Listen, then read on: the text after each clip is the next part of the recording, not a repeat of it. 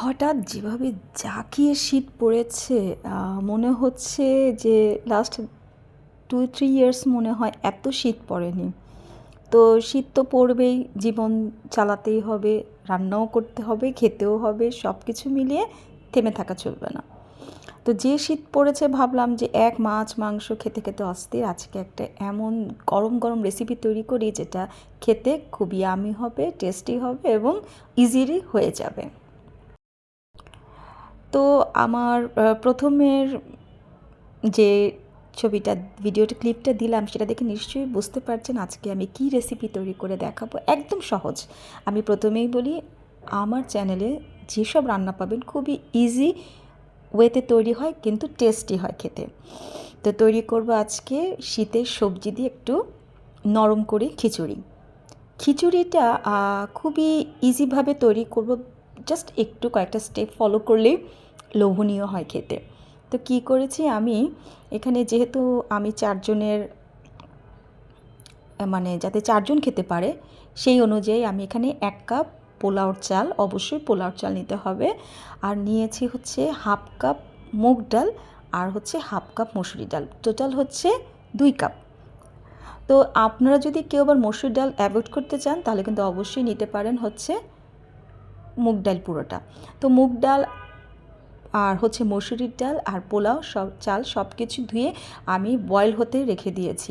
আর এখানে সবজিগুলো কেটে নিয়েছি, কারণ সবজি তো শীতের সবজি, এটা তো লাগবেই, এটা ছাড়া তো একদমই অসম্পূর্ণ। তো সবজিগুলো আমি একটু ভাজবো, ভাজার জন্যই আমি এখানে একটু ছোট ছোট করে কেটে নিয়েছি। তো এক পাশে তো সেই চাল ডাল সিদ্ধ হচ্ছে, এখানে একটা ব্যাপার হয় কি, অনেক সময় চাল ডালটা ধোয়ার পরে যখন আমরা বয়েল করতে দিই একটু ফেনা ফেনা ওঠে, মানে যে ময়লাগুলো থাকে সেটা উঠতে থাকে, সেটা ফেলে দিয়ে একদম ফিনিশিং পর্যায়ে আপনাকে লবণ আর হলুদ মিশাতে হবে। আর অন দ্য আদার হ্যান্ড আমি এখানে সবজিগুলোকে ভালো করে ভেজে নিচ্ছি তেলে। আপনারা চাইলে কিন্তু একটু জিরা ফোড়ন দিতে পারেন, বাট আমার কেন জানি ভালো লাগলো না জিরাটা ফোড়ন দিতে। যদি পেঁয়াজ দিতাম তাহলে আবার জিরে দিতাম, যেহেতু পেঁয়াজ ছাড়া হচ্ছে সেই কারণে আমি জিরেটা দিলাম না।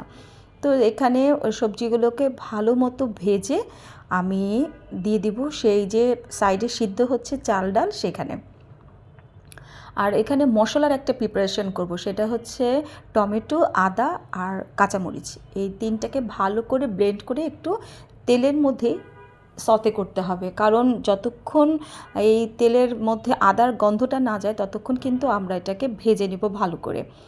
যেহেতু আমি সবজিগুলোকে ভেজে সেই সেদ্ধ করা চাল ডালের মধ্যে দিয়ে দিয়েছি, ওখানে লবণ আর হলুদ তো পড়ে গিয়েছে, আর সবজিতে একটু লবণ হলুদ দিয়েছি। তো এখন ঢেলে দিয়ে এই মশলাটাকে ভালো করে মিক্স করতে হবে।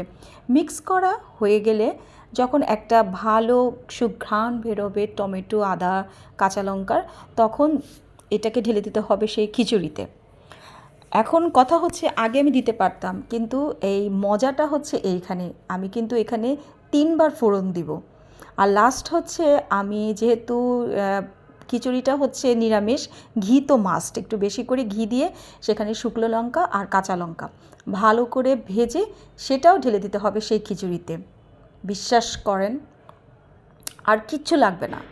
আর আমি তো কি করেছি, সাথে তো একটু বেগুন ভাজা নিবই। তো নর্মাল ওয়েতে একটা ভালো ভালো নরম খিচুড়ি আপনাদের সাথে শেয়ার করলাম, খাবার সময় বুঝবেন কতটা মজা লাগে। তো ফাইনালি তৈরি হয়ে গেল আমার শীতের সবজি দিয়ে নরম নরম খিচুড়ি। ওপরে একটু ঘি তো অবশ্যই দিতে হবে, এটা ছাড়া তো চলবেই না। আশা করি ভালো লাগবে, রান্না করে খাবেন আর আমার কথা মনে পড়বেন। ভালো লাগলে লাইক কমেন্ট শেয়ার করতে একদম ভুলবেন না। টাটা।